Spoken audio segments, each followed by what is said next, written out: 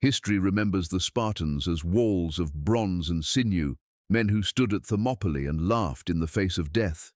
We are told of their courage, their discipline, and their laconic wit, but there is a shadow cast by the Spartan sun, one that the epic poems often skip over. When the dust of the phalanx settled and the screams of the dying faded into the red earth, a different kind of horror began. For the women of the conquered, victory didn't mean a quick end. It meant an entry into a world of systematic dehumanization so profound it was designed to break the very soul. They weren't just captives, they were the fuel for the Spartan machine. Tonight, we step out of the glory of the battlefield and into the nightmare of the aftermath. This is what happened when the peerless turned their gaze toward the innocent. The moment the heavy bronze gates of a conquered city groaned and gave way, the world of the aristocratic wife vanished, replaced by a cold and calculated machinery of psychological erasure. These women, who once commanded households and wore the finest woven silks of the Aegean, were immediately subjected to a ritual of dehumanization designed to kill the spirit before the body. The Spartans did not view them as individuals with histories, but as raw material to be processed into the Helot class, beginning with the violent removal of every outward sign of their former status. Fine jewelry was ripped from ears and necks, and their flowing garments were replaced with the diphthera, a crude, stinking animal skin tunic meant to mark them as subhuman. This was the first stroke of a deliberate campaign to ensure that when a captive looked at her reflection, she no longer recognized the woman she had been. The most visceral trauma occurred when the Spartan victors took shears to the heads of their captives, a practice that carried a weight far heavier than simple vanity in the ancient world. In many Greek cultures, long, well-tended hair was the crowning glory of a free woman and a symbol of her family's nobility and protection.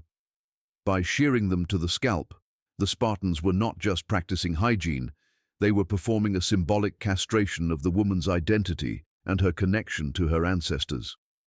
This forced baldness served as a constant, itching reminder of her new reality as a piece of state-owned property, stripped of her gendered dignity and her social standing. It ensured that even among other captives there was no hierarchy left to cling to, only a shared, shamed nakedness under the harsh sun. Beyond the physical stripping, the Spartans enforced a linguistic silence that acted as a cage for the mind, forbidding the use of any titles or honors from the old world. A queen was no longer a queen, and a priestess was no longer holy. They were simply tools of the state, addressed with the same guttural commands used for livestock. If a woman attempted to speak of her home or her lineage, she was met with immediate and brutal physical correction to reinforce the idea that her past was a hallucination. The goal was to induce a state of social death, where the captive's previous life was treated as if it had never existed, leaving a hollow shell. By severing the tongue from its history, the Spartans ensured that the captive wives would not be able to pass their culture or pride down to any children they might later bear. This erasure extended to the very movements of their bodies, as the grace of the high-born was beaten out of them through the imposition of grueling, repetitive tasks. They were forced to perform the most menial and degrading chores in public view, such as cleaning the gutters or hauling heavy stones, specifically to be mocked by Spartan children. These displays were carefully choreographed to show the Spartan youth that even the most noble of their enemies were fundamentally inferior and destined for the dirt. The captives were often forced to walk with their heads bowed, eyes fixed on the dust, as any attempt to hold a regal posture was seen as an act of insurrection. Over time, the constant weight of the heavy yoke and the sting of the lash began to reshape their very spines, molding them into the literal image of the servant. Ultimately, the ritual of total erasure was the most effective weapon in the Spartan arsenal because it sought to make the captives complicit in their own disappearance. By taking away their clothes, their hair, their names, and their dignity, the Spartans created a void where a human being used to be, filling it instead with fear. This was not the chaotic violence of a typical sacking, but a cold, administrative stripping of the soul that lasted for generations. Many women, broken by the sheer efficiency of the Spartan system, eventually lost the will to remember the names of the gods they once prayed to in their burning cities. The tragedy of the captured wife was not just that she was a slave, but that the Spartans worked tirelessly to ensure she forgot she was ever anything else. In the cold logic of the Lacedaemonian state, the captured wife was viewed less as a human being and more as a biological vessel for the continuation of the labor force. Once her identity was stripped, she was thrust into a breeding mandate where her reproductive organs were treated as assets belonging to the Spartan government rather than her own body.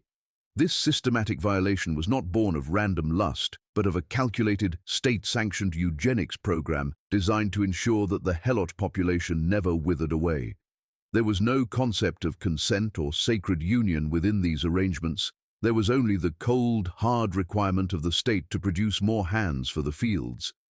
A woman who had once been a wife in a loving home was now reduced to a mere factory of flesh, forced to endure the advances of those who had slaughtered her kin. The Spartans operated under a grim philosophy that prioritized the physical vigor of their slaves, leading to a life of forced unions that felt like a living nightmare.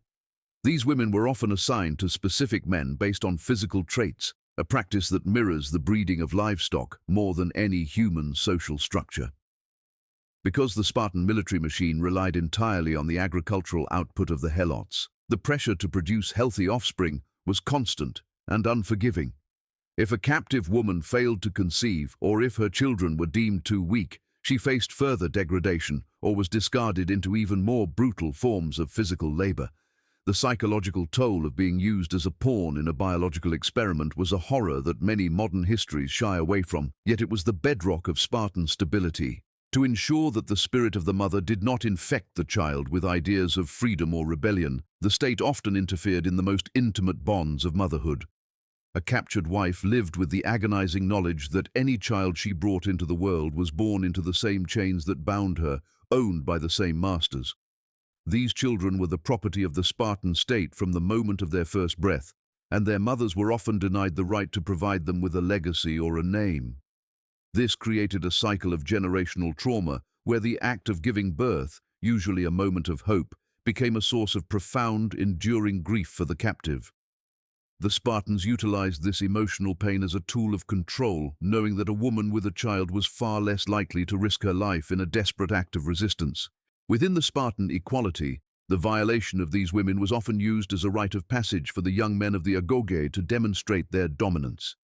It was not uncommon for these captured wives to be rotated among different households, treated as a shared resource rather than being allowed any sense of domestic permanence or safety.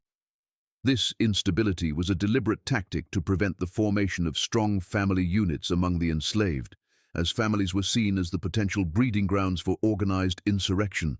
By keeping the captive women in a state of perpetual vulnerability, the Spartans ensured that no emotional anchor could ever be dropped in the shifting sands of their servitude. Every night brought a new shadow of fear, as the walls of their hovels offered no protection against the whims of their masters or the laws of the land. The legacy of this breeding mandate was a population of people who were ethnically distinct but culturally suppressed, trapped in a cycle of state-sponsored violation that lasted for centuries. These women bore the weight of producing the very food that fed the soldiers who kept them in chains, a cruel irony that defined every waking hour of their existence. Their bodies became a literal battlefield where the Spartan ideology of strength was enforced through the most intimate and invasive means imaginable. Even as they labored in the sun-drenched fields of the Eurotas, the internal scars of their systematic mistreatment remained hidden, a silent testament to the cruelty of a society that valued war above all else. The story of the captured wife is thus a narrative of endurance against a machine that sought to strip away the very essence of what it means to be human. The most chilling shadow to fall over the lives of the captured was the Crypteia, a shadow government of terror that turned the Spartan night into a hunt. This was not a police force meant to maintain order, but a state-sanctioned death squad composed of the most promising young Spartan warriors who were sent into the countryside. For the captive wives and their families, the setting of the sun brought a paralyzing fear, as they knew the darkness belonged to those who hunted humans for sport. These young men were encouraged to hide in the brush during the day, observing the slaves and marking those who seemed too strong or too proud. When night fell, they would descend upon the huts with daggers, butchering those who had caught their eye with a cold, practiced efficiency. The goal was to ensure that the spirit of rebellion was murdered in its sleep before it could ever take root or find its voice. This seasonal slaughter was legally facilitated by the Spartan ephors, who would formally declare war on the Helots every year to avoid the religious stain of murder. By declaring war on their own slaves, the Spartans made it a civic duty to kill any captive who appeared to possess a shred of dignity or leadership. A captured wife might go to sleep in her meager quarters only to wake to the sound of a blade sliding through the thatch, knowing there was no law to protect her. The Crypteia served as a brutal finishing school for Spartan youth, teaching them that the lives of the conquered were merely whetstones for their own martial prowess and predatory instincts. Every scream that pierced the silence of the Eurotas Valley was a reminder to the survivors that their existence was a privilege granted only by the whim of their masters. The psychological impact of this state-sponsored terrorism was designed to keep the captive population in a state of perpetual vibrating trauma that prevented any long-term planning. Knowing that the strongest and most intelligent among them were the first to be targeted, many mothers were forced into the heartbreaking position of teaching their children to be invisible. They had to suppress the natural pride of their offspring, encouraging a bowed head and a dull gaze to ensure they did not attract the lethal attention of the nighttime hunters. The Crypteia effectively turned the landscape itself into an enemy, where every rustle in the olive groves or shadow behind a stone could be a young Spartan waiting to strike. This constant surveillance meant that even in the supposed privacy of their own homes, the captured never felt truly alone or safe from the reach of the state. Beyond the physical killings, the Crypteia functioned as a ritual of absolute dominance that reinforced the racial and social hierarchy of the Peloponnese through blood. It was a mechanism of demographic control, ensuring that the slave population, which vastly outnumbered the Spartan citizens, remained terrified and leaderless at all times. For the captive wives, the loss of a husband, brother, or son to these nighttime raids was a frequent and expected tragedy that they were not even allowed to mourn. Public displays of grief could be interpreted as a sign of resentment, which in itself was enough to mark a woman as the next target for the secret police. They were forced to wake up the next morning and return to the fields, as if the blood on their doorsteps was merely part of the natural order of things. The legacy of the Crypteia remains one of the darkest chapters in ancient history, proving that Spartan bravery was often built on the backs of those they terrorized in the dark. It was a system that transformed young men into monsters and turned the lives of captive women into a desperate daily struggle for survival against an unseen foe. While the Spartans are celebrated for their stand at Thermopylae, the reality of their domestic policy was one of cowardice, where armed warriors hunted unarmed laborers in the dead of night. This reign of terror was the only way the small Spartan elite could maintain control over the masses they had so cruelly displaced and enslaved. For the captive, the Crypteia was the ultimate proof that in the eyes of Sparta, they were not even worthy of a fair fight on the battlefield. The sun had not yet crested the rugged peaks of Mount Taygetus before the captive wives were driven into the fields by the sharp crack of the lash.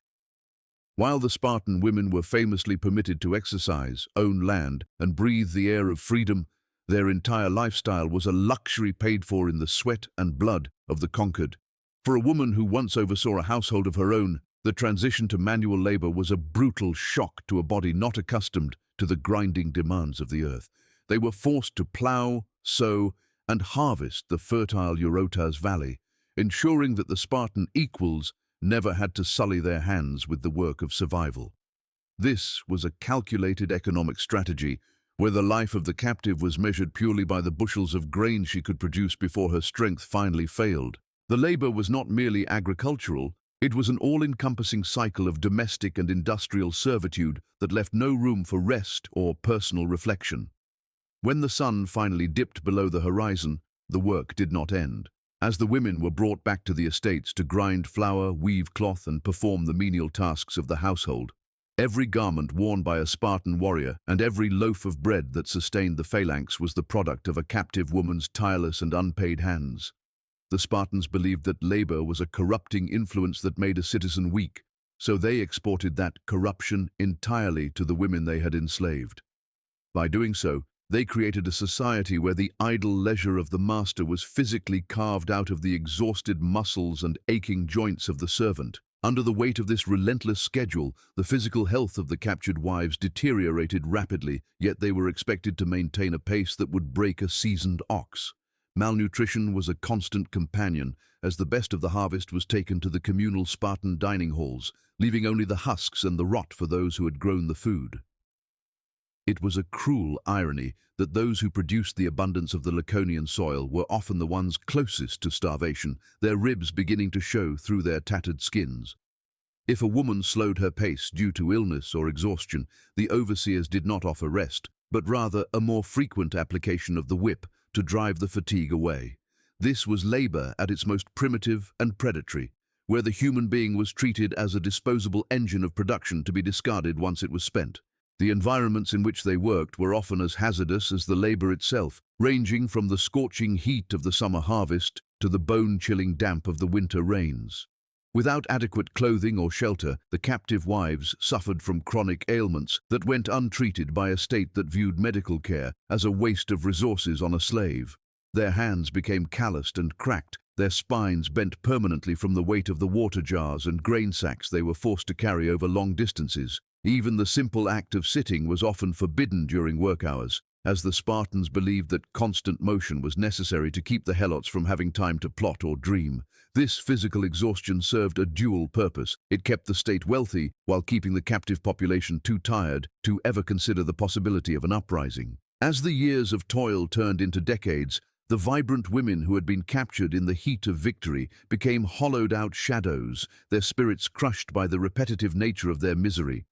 They were the invisible foundation of the Spartan myth, the silent workers who allowed the warriors of bronze to spend their lives in the gymnasium and the barracks. Without this massive underclass of broken women, the Spartan military could never have existed, as there would have been no one to feed the army or clothe the nation. The true history of Sparta is written not in the glorious deeds of its kings, but in the calluses and scars of the women who died in the dirt of the fields. Their labor was the ultimate sacrifice, a forced offering to a god of war that demanded everything and gave nothing in return but more years of endless, soul-breaking work. To break the spirit of those who once held power, the Spartans transformed public festivals into arenas of systematic and ritualized humiliation for the captured wives. These ceremonies were not merely for entertainment, but served as a cold psychological tool to reinforce the absolute chasm between the superior Spartan and the degraded slave. Women who had once been celebrated for their grace or wisdom were dragged into the center of the village and forced to perform against their will. They were often made to drink excessive amounts of unmixed wine until they were stumbling and incoherent, serving as a living warning to Spartan youth about the dangers of loss of control. In this state of forced intoxication, they were paraded before the jeering crowds as a mockery of their former dignity.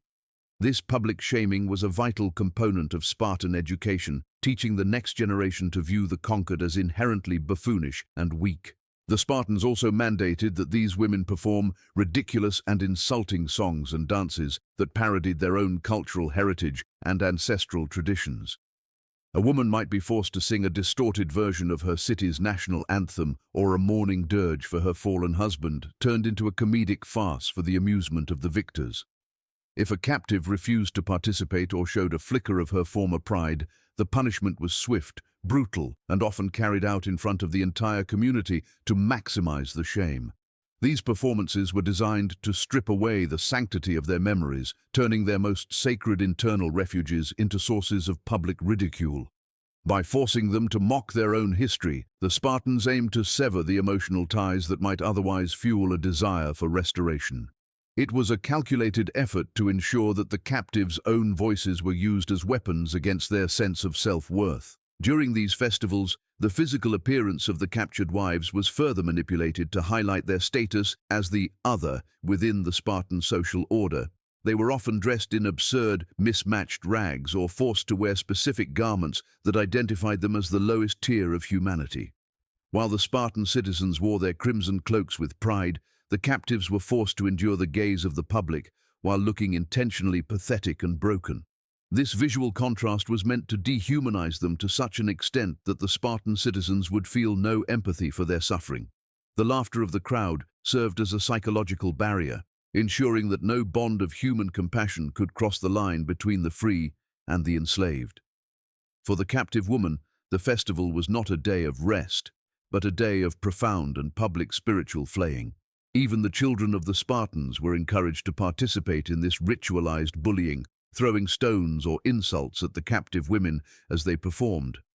This taught the Spartan youth from a very early age that these women were not mothers or sisters, but objects to be toyed with and discarded. The sight of a child mocking a woman who could have been his own mother's peer was a particularly sharp sting for those who remembered their own lost children. This intergenerational cruelty ensured that the cycle of dominance was renewed with every birth, creating a society where empathy was viewed as a fatal weakness. The captured wives had to endure the taunts of toddlers while maintaining their forced performance, a testament to the sheer endurance required to survive a single day in Laconia.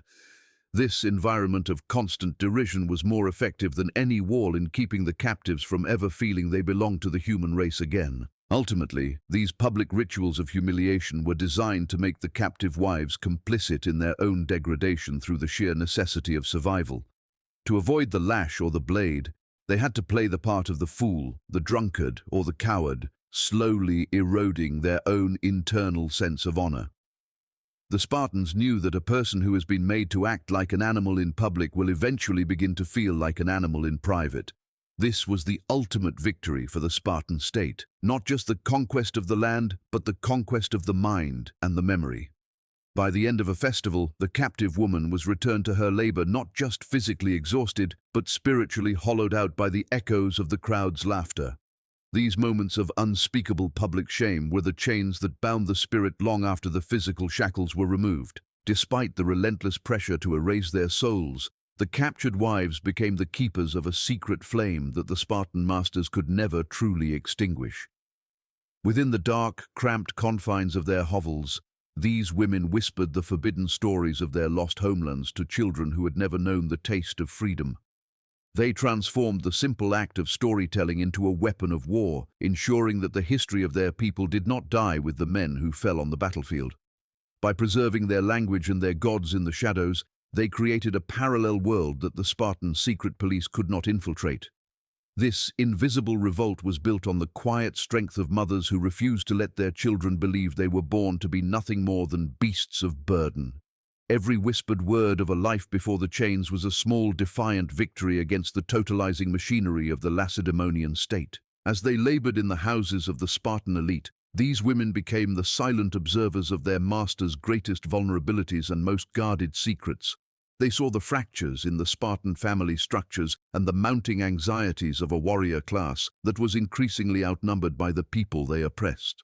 This intimate knowledge was quietly shared across the fields and during the late-night grinding of grain, weaving a web of intelligence that spanned the entire Eurotas Valley.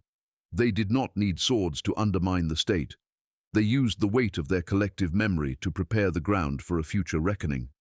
The Spartans, in their arrogance, assumed the women were broken beyond repair, never realizing that the hands preparing their meals were also holding the threads of a vast, silent conspiracy. This intelligence network ensured that whenever the Spartan state faltered, the enslaved population was ready to seize the moment of weakness. The revenge of the captured wives was a slow-burning fire that eventually consumed the very foundation of the society that had sought to dehumanize them. When the great earthquake of 464 BC shattered the physical structures of Sparta, it was the spirit preserved by these women that ignited the massive Helot uprisings. The children they had raised on stories of ancestral glory rose up with a ferocity that shook the Greek world, proving that centuries of trauma had not destroyed their will. The Spartans found themselves fighting a ghost that they had tried to bury generations earlier, only to find it had been nurtured in the hearts of the women they ignored. The unspeakable acts of the past were repaid in the currency of a rebellion that the Spartan military, for all its prowess, could never fully suppress again. It was a testament to the fact that you can steal a woman's life, but you cannot easily kill the legacy she chooses to pass on. In the end, the Spartan system collapsed precisely because it relied on the forced labor of a people whose spirits remained fundamentally unconquered. The captured wives lived to see their descendants reclaim the land of Messenia, rebuilding the cities that the Spartans had once leveled to the ground. Their victory was found in the restoration of their names, their temples, and their dignity, proving that the Spartan experiment in total erasure had been a spectacular and bloody failure. While the peerless warriors eventually faded into historical obscurity, the cultures they tried to annihilate experienced a vibrant and enduring rebirth. The very people the Spartans treated as disposable livestock became the architects of a new era, while the Spartan name became a synonym for a dead and rigid past. The silence of the fields was finally broken by the songs of a free people who remembered exactly who their mothers were. The story of the captured wives is a narrative of horrific suffering, but it is also one of the most profound examples of human resilience in the ancient world. It reminds us that history is not just made by those who carry the shields, but by those who carry the memories of the fallen and the hopes of the unborn.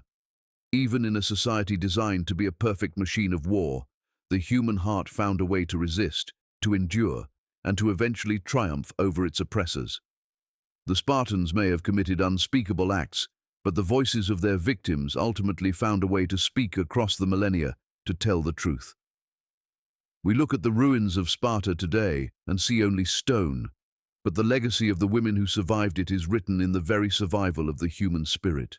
Their endurance is the ultimate shadow cast over the Spartan sun, a reminder that no victory is ever truly final.